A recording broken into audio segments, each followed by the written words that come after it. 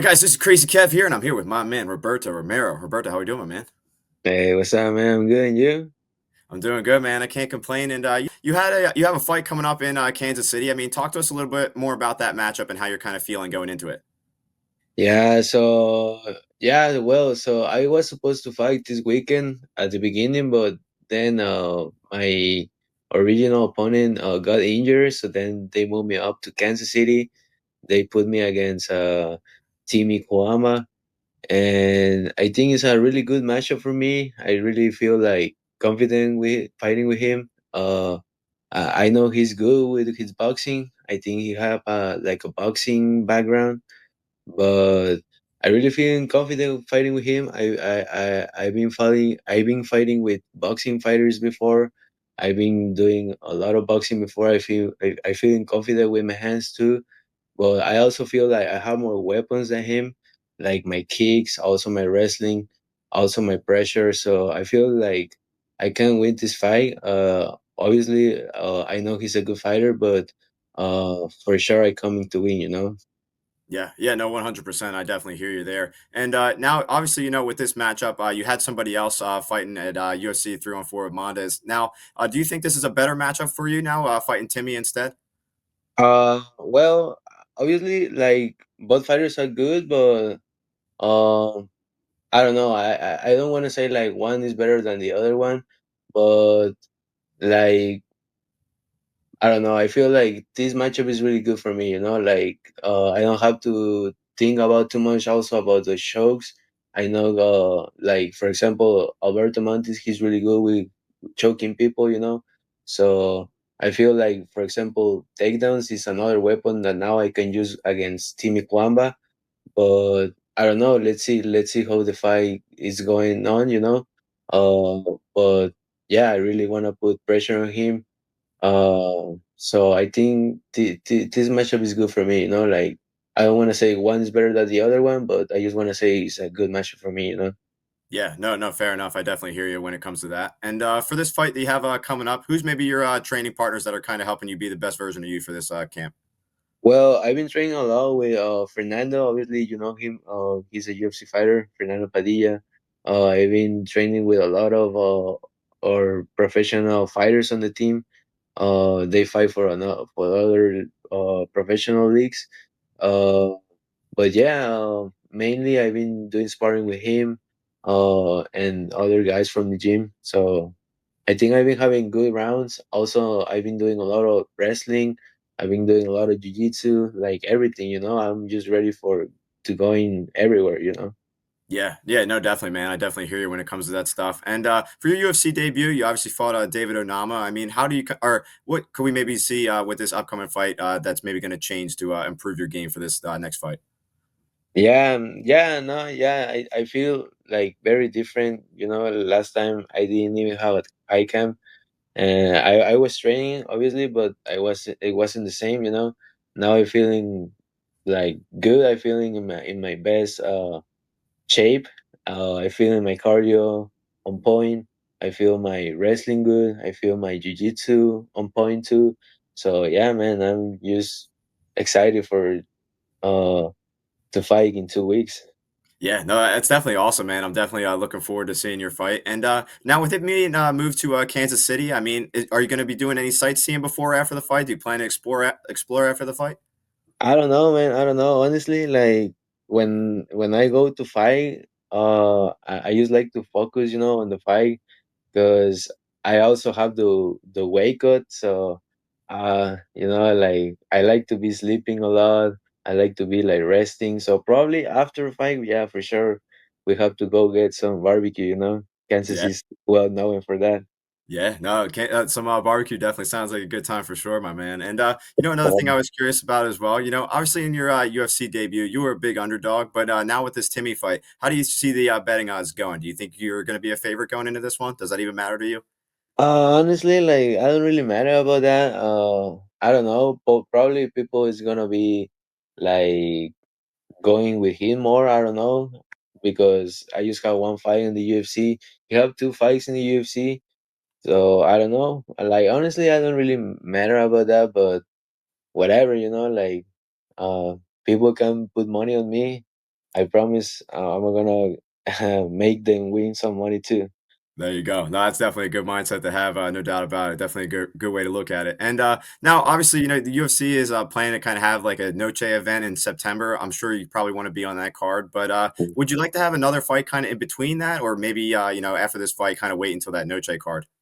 Well, hopefully things going well and we got no injuries on this fight. So probably if it's like that, I probably I would like to fight again, probably June or July, something like that.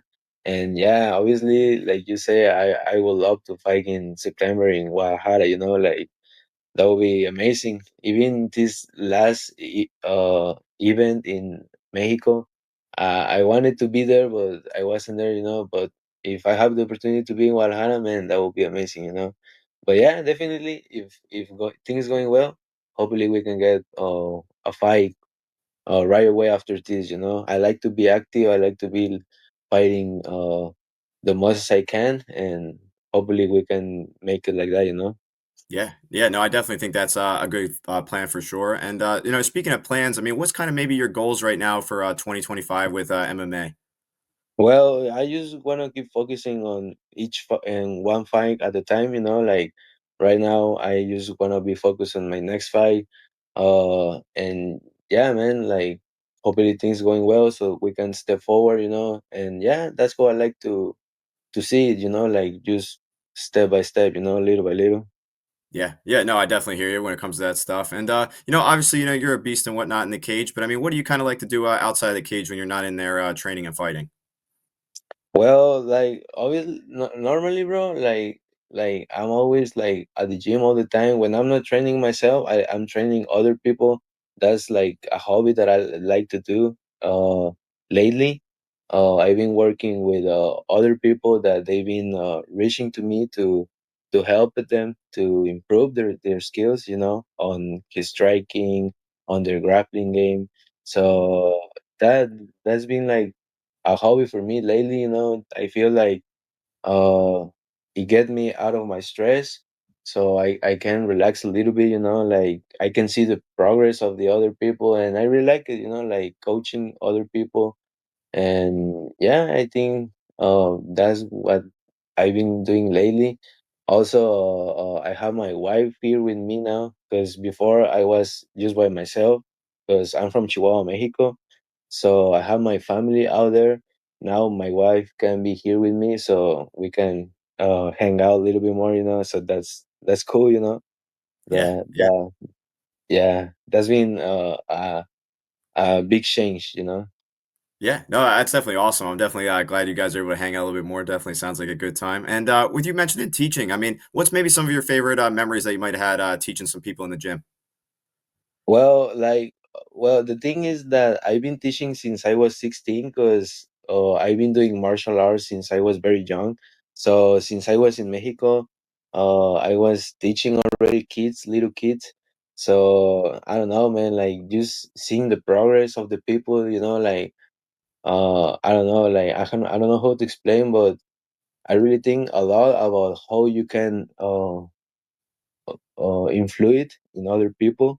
How, like, if you how how your works can, I don't know, change other people mindsets, or I don't know. Like I really think you can help a lot of people, not just teaching. It's not just about helping them to improve their skills. It's also about, like, I don't know, help them with their personal problems in life. Like, I don't know, like I really like a lot the connection that you make with the people,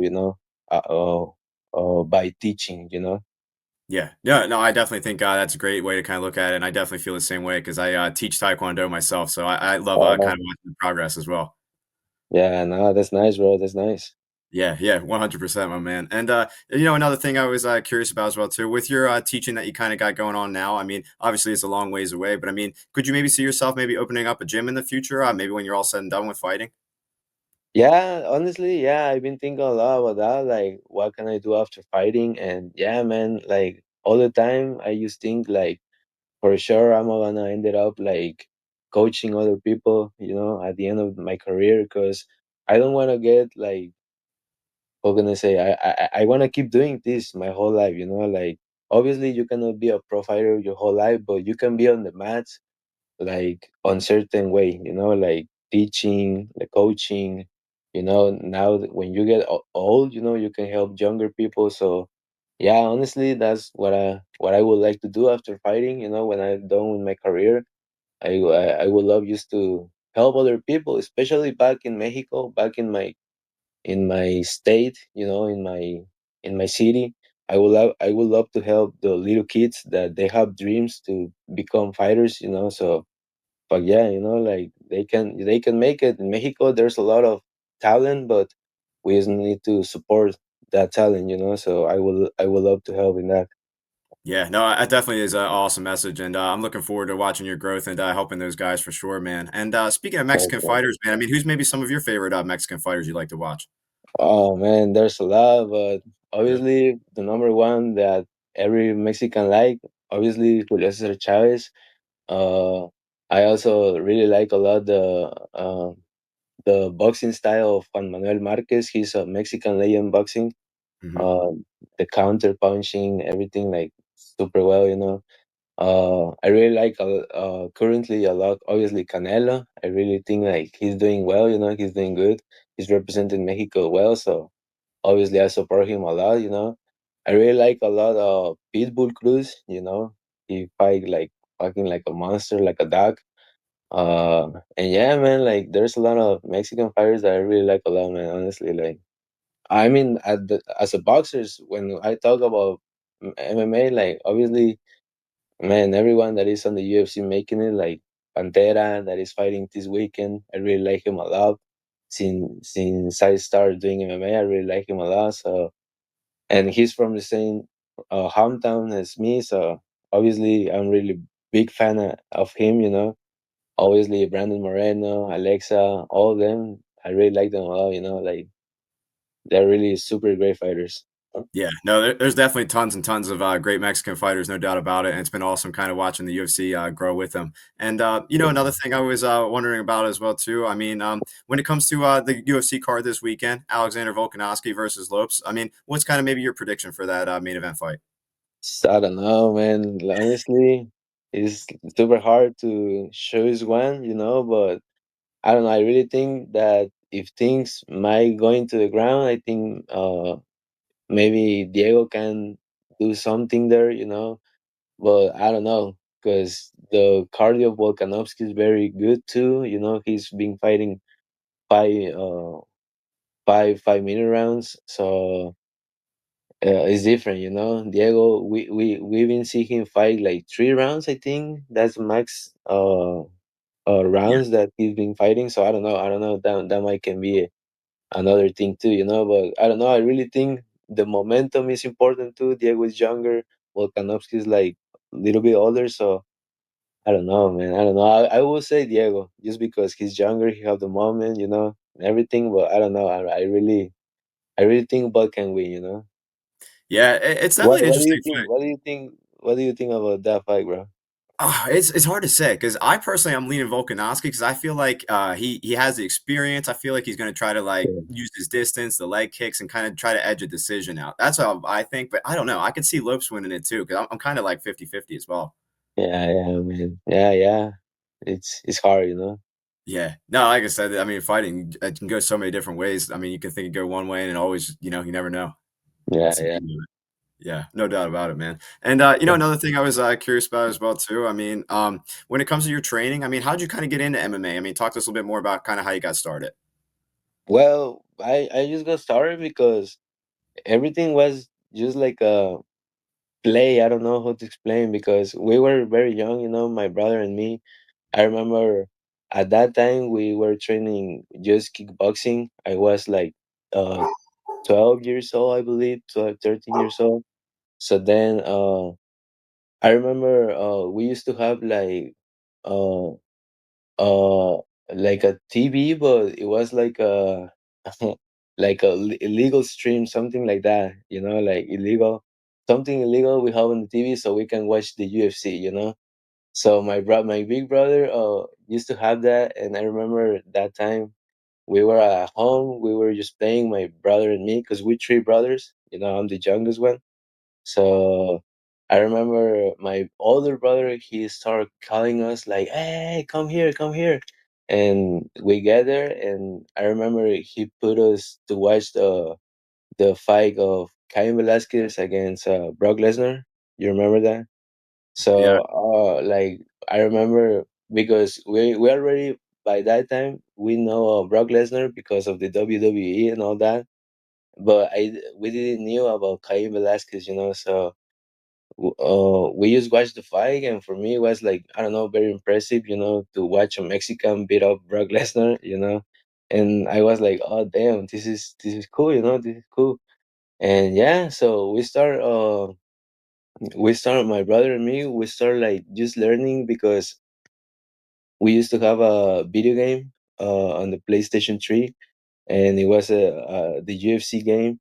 So we started watching like how they make like all the submissions. So we started like kind of learning stuff because we used to train just kickboxing, you know. So we kind of start learning a little bit. So yeah, you know, like I remember when I had my first fight, I didn't knew nothing about jiu-jitsu. No, you know, I was just striking, you know.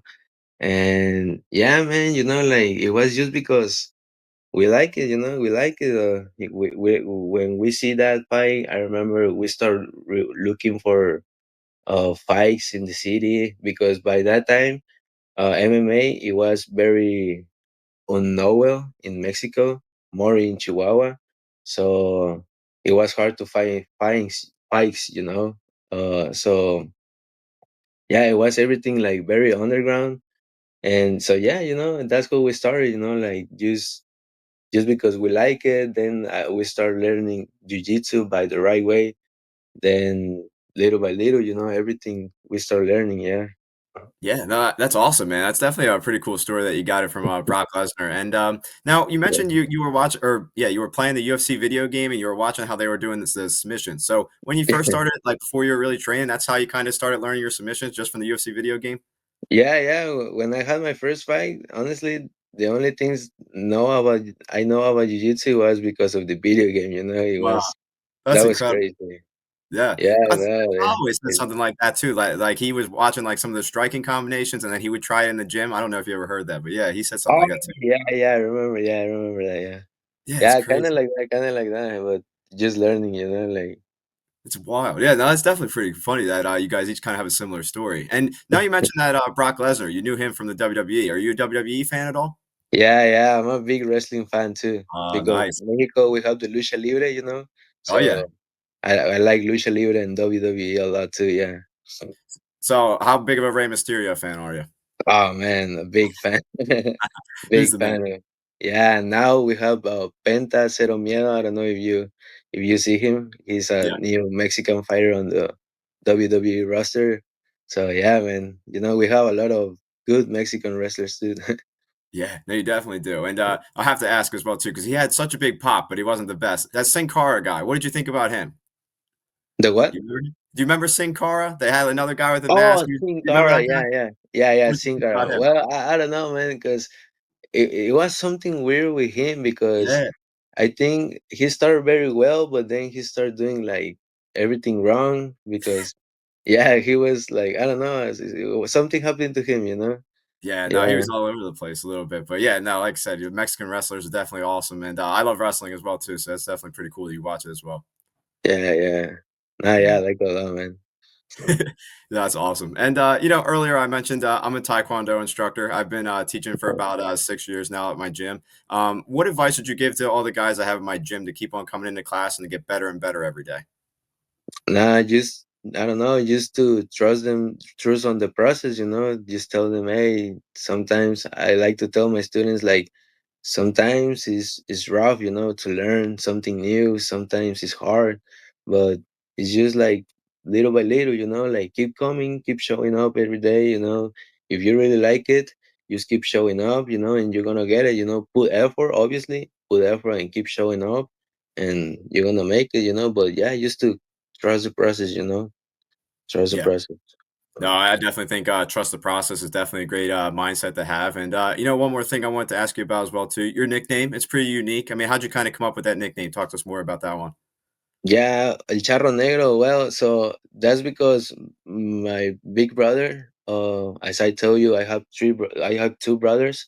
So my older brother, um, he used to be known in the in the neighborhood as El Fantasma. People used to call him a fantasma. That means phantom. So yeah, he's even when you go to the neighborhood and you ask for the El Fantasma, they gonna know who he is. You know, like he's really like well known on the neighborhood. So when I start fighting, he told me like, hey, you can have my nickname. You know, you can be El Fantasma now. So I was like, yeah, I really like the idea and everything, but that's you, you know, like I don't want to take like your name, you know, like people is knowing you by that name, you know. So I just start thinking like, how can I like use his name, but also like representing Mexico. So I think about this Mexican popular in Mexico, we say leyenda, so that's like a horror history. Like for example, I don't know if you know about La Llorona I uh, don't. or Chupacabras. No, yeah, I don't know either, sorry. Well, so those are like horror histories, Mexican horror histories. So this one is about El Charro Negro. Charro Negro is it's a character that people say that he appears on the nights, riding his horse, uh, so he people say that he comes to you and he offers you money or he offers you something, and like if you accept that, you might gonna get some good things, but then something bad happens to you, you know. So it's just like a Mexican horror history. So I say, well, I'm gonna take this nickname El Charro Negro, so that way I can represent like my family, my brother, you know, my brother Nick's name, and also representing Mexico, you know. So that's why I start using El Charro Negro to fight, and I really like it, you know. I think even I don't know, because I like a lot like schools and all that, so I really like the character, you know. Yeah. No, I definitely think it's a super unique, nickname, and I definitely like it a lot too, that's why I had to ask, and, Roberto, man, it's been awesome having you on the show, I really appreciate it, meeting and talking to you. Thank I you, man. mean, what's maybe your, final message out there for the fans watching this video? No, no, just want to say thank you a lot. Thank you for all the support, all the message that people been sending me. I really like appreciate a lot. I've been reading everything, and honestly, I don't know how to express a lot of grateful for you guys. Just want to say thank you a lot, and let's get it. Let's get it. 2 weeks to go. That's right, man. 2 weeks, and, we're looking forward to seeing that big performance, and, I'm glad you're getting a lot of love, man. You deserve it, and, best of luck in Thank your you, man. upcoming fight, my man. Thank you so much, brother. Thank you for having me here again. No worries, and thank you for taking the time. I appreciate it, and, we'll stay in touch, and, I'm looking forward to seeing your fight in a couple weeks, my man. Us, thank you so much, bro. Yes, sir. Alright, stay in touch and enjoy the rest of your day, my man. Thank you, brother. You too.